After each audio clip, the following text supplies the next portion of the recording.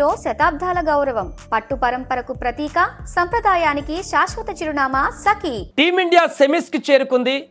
కీలకమైనటువంటి మ్యాచ్లో వెస్టిండీస్ని ఓటమి పాలు చేసి టీమిండియా అద్భుత విజయాన్ని అందుకొని సెమీఫైనల్లోకి సగర్వంగా అడుగుపెట్టింది. మొదట బ్యాటింగ్ చేసినటువంటి వెస్టిండీస్ 195 పరుగుల భారీ స్కోర్ని నమోదు చేసింది. కోల్కతా ఈడెన్ గార్డెన్లో జరుగుతున్నటువంటి మ్యాచ్లో టాస్ గెలిచిన టీమిండియా బౌలింగ్ తీసుకుంది. బ్యాటింగ్ వెస్టిండీస్ని ఆహ్వానించింది. అయితే మొదటి నుంచే వెస్టిండీస్ బ్యాటర్స్ ఎంత విధ్వంసకరమైనటువంటి బ్యాటింగ్ చేస్తారో మనందరికీ తెలిసిందే. ఈ తరుణంలో భారత బౌలర్లు అనుకున్న స్థాయిలో రాణించినప్పటికీ వెస్టిండీస్ బ్యాటర్ల నుంచి భీకరమైనటువంటి ఆ ఇన్నింగ్స్ ఆడకుండా కట్టడి చేయగలిగారు. ఎందుకు ఈ మాట చెప్తున్నానంటే 7, 8వ నెంబర్ వరకు కూడా వచ్చిన వాళ్ళు వచ్చినట్టు సిక్సర్లు బాధే అటువంటి అక్కడ బ్యాటర్స్ ఉన్నారు వెస్టిండీస్లో. బౌలర్ అని కూడా చూడరు. బౌలర్ అయినా కూడా సిక్స్లు కొట్టేటువంటి సత్తా వెస్టిండీస్ బ్యాటర్లు అక్కడ ఉన్న వెస్టిండీస్ టీంలో ఉన్నటువంటి పరిస్థితి. అలాంటిది రన్స్ ఇచ్చారు, వికెట్లు ఎక్కువ తీయలేకపోయారు. కానీ ఎక్కువ సిక్స్లు భారీగా వెస్టిండీస్ బ్యాటింగ్ డామినేట్ చేసేటువంటి విధంగా ముందుకు వెళ్ళనీయకుండా కొంత కట్టడి చేశారు. పూర్తిగా వికెట్లు తీయడంలో కొంత వైఫల్యం కనిపించింది. బట్ కట్టడి చేయగలిగారు. 200 పరుగుల లోపు కట్టడి చేయగలిగారు. 195 పరుగులకు వెస్టిండీస్ని ప్యాకప్ చేశారు 20 ఓవర్స్లో. కానీ ఈ స్కోరు కొంత పెద్దగా కనిపించింది. బట్ ఈడెన్ గార్డెన్లో ఆ స్కోర్ను చేజ్ చేసేటువంటి అవకాశం ఉంది. బట్ T20 వరల్డ్ కప్లో అంత స్కోర్ని చేజ్ చేసినటువంటి రికార్డు కూడా టీమిండియాకి ఇప్పటివరకు లేదు. కానీ ఒకే నమ్మకం, భారత బ్యాటింగ్ లైనప్, ఓపెనర్స్ సాధించేటువంటి విధ్వంసకరమైనటువంటి బ్యాటింగ్. ఈ 196 పరుగుల లక్ష్యాన్ని ఛేదించేందుకు బరిలోకి దిగినటువంటి టీమిండియా ఆదిలోనే అభిషేక్ శర్మ వికెట్ కోల్పోయి కష్టాల్లో పడింది. ఆ తర్వాత ఇషాన్ కిషన్ కూడా ఎక్కువసేపు నిలబడలేక, అంటే పవర్ ప్లే ఆరంభం కొంత పాజిటివ్గా కనిపించినా ఒక ఎండ్లో వికెట్లు పోతున్నాయి. అభిషేక్ శర్మ మరొకసారి విఫలమైపోయాడు ఘోరంగా కీలక మ్యాచ్లో. ఇషాన్ కిషన్ కూడా ఎక్కువసేపు నిలబడలేక తాను కూడా వెంటనే అవుట్ అయిపోయాడు. ఆ తర్వాత సూర్యకుమార్ యాదవ్ వచ్చాడు. సూర్యకుమార్ యాదవ్ కూడా ఇన్నింగ్స్ నిలబెట్టి పూర్తి స్థాయిలో ఎండింగ్ వరకు ఉంటాడనుకుంటే తను కూడా కొద్ది వరకు ఆడి తను కూడా వెనుదిరిగినటువంటి పరిస్థితి.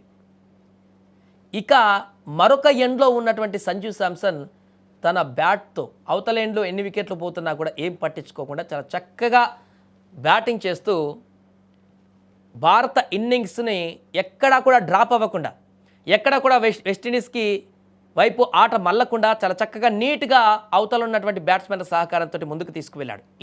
తిలక్ వర్మ అద్భుతంగా రాణించాడు. కొద్దిసేపు ఉన్నా కూడా తక్కువ పరుగులే చేసినా కూడా కీలక ఇన్నింగ్స్ ఆడాడు.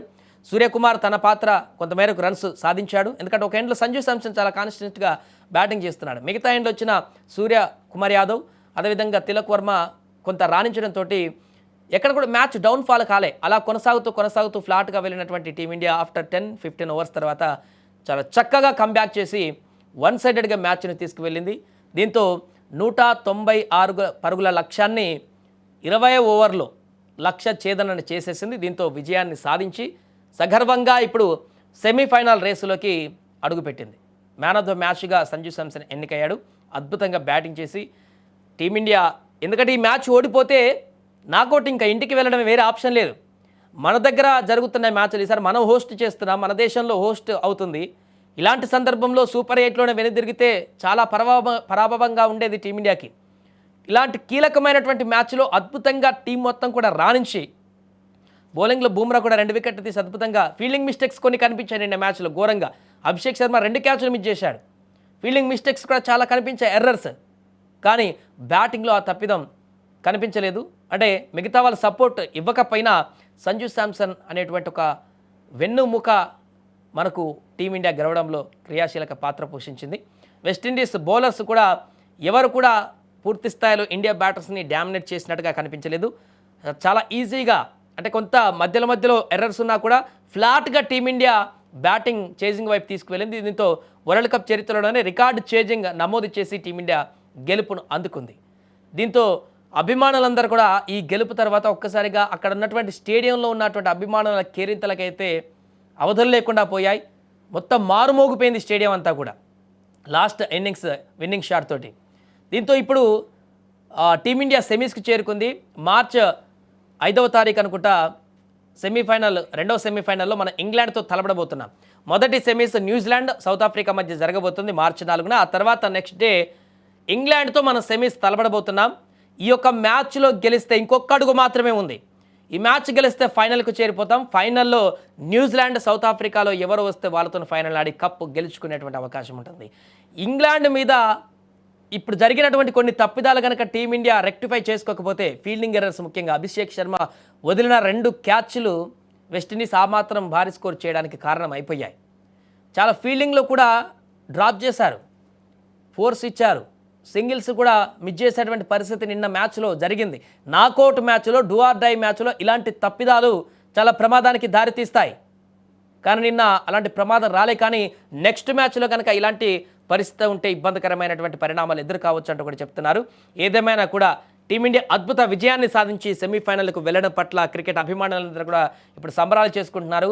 అదే సెమీఫైనల్లో కూడా ఇదే రకమైనటువంటి ప్రదర్శన చేసి ఇంకా అద్భుతంగా రాణించి గత మ్యాచ్లో జరిగినటువంటి చిన్న చిన్న తప్పిదాలను రెక్టిఫై చేసుకొని సెమీఫైనల్లో కూడా అద్భుత విజయాన్ని అందుకోవాలని టీమిండియా అంటూ కూడా ఆకాంక్షిస్తున్నారు. సెమీఫైనల్లో ఇంగ్లాండ్ పైన ఘన విజయాన్ని సాధించి ఫైనల్లో అడుగు పెట్టాలంటూ కూడా ఇప్పుడు అభిమానులు టీమిండియాకి శుభాకాంక్షలు తెలియజేస్తున్నారు.